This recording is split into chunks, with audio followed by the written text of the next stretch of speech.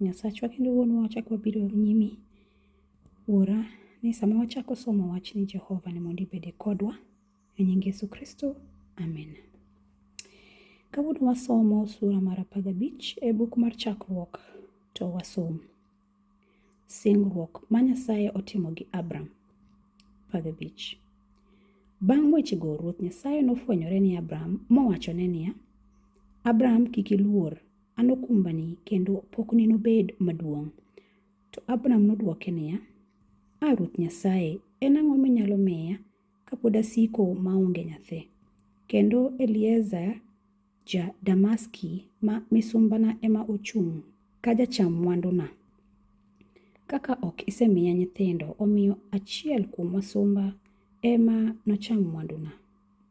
Eka ochako winjo dwond Ruoth Nyasaye kawachone niya, ng'atno ok nocham mwanduni, to wuodi minyuolo ema nochamgi. Bang'e Ruoth Nyasaye nogole oko mowachone niya, ng'i malo kendo kwan sulwe kinyalo. Eka nomedo wachone ni, nyikwayi bende nobed mang'eny ka sulwego.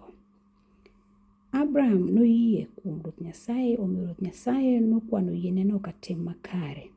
Mi nowachone niya, an e Ruoth Nyasaye manogoli Ur e piny Kaldea mondo omiyi pinyni idagie. To Abram nopenje niya, Ruoth Nyasaye, ere kaka anyalo ng'eyo ni pinyni nobed mara?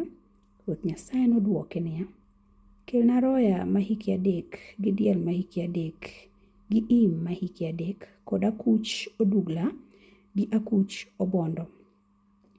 Abram nokelo ni Ruoth Nyasaye gigo duto kendo nopogo moro ka moro sirunde 2. Nochano sirundego e laini 2 ka moro omanyore gi wadgi. Winy to ne ok opogo. Achudhe nobiro mondo ochamgi to noriembogi. Kane chieng' opodho, nindo matut notero Abram kendo luoro maduong' nomake. Eka Ruoth Nyasaye nowachone niya, nyikwayi nobed jodak e piny ma ok margi. Ginibed wasumbini kuno kendo nosangi kuom higni 400. To nakum jopiny manotimnegi kamano, kendo bang'e ginia kuno gi mwandu mogundho. To in nidag aming'a kendo nitho gi kwe kiluwo kwereni. Tieng' mar 4 mar nyikwayi noduog ka, nikech ndalogo ema noyud ka richo jo-Amor osemedore moromo kum.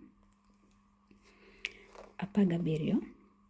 Kane chieng' osepodho kendo piny olil, tak mach madumiro kod chuk mach maliel nothinyore mokadho e kind sirunde kande.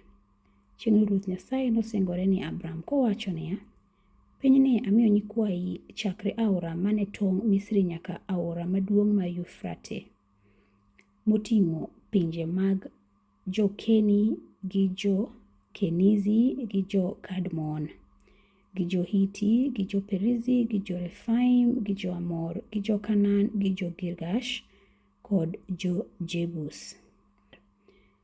Wagoyo erokamano kuom tayowa makoro wasomo tieko, makoro watieko somo madi tayowa kendo wasom 16. Nying Yesu Kristo Ruodhwa walemo. Amina.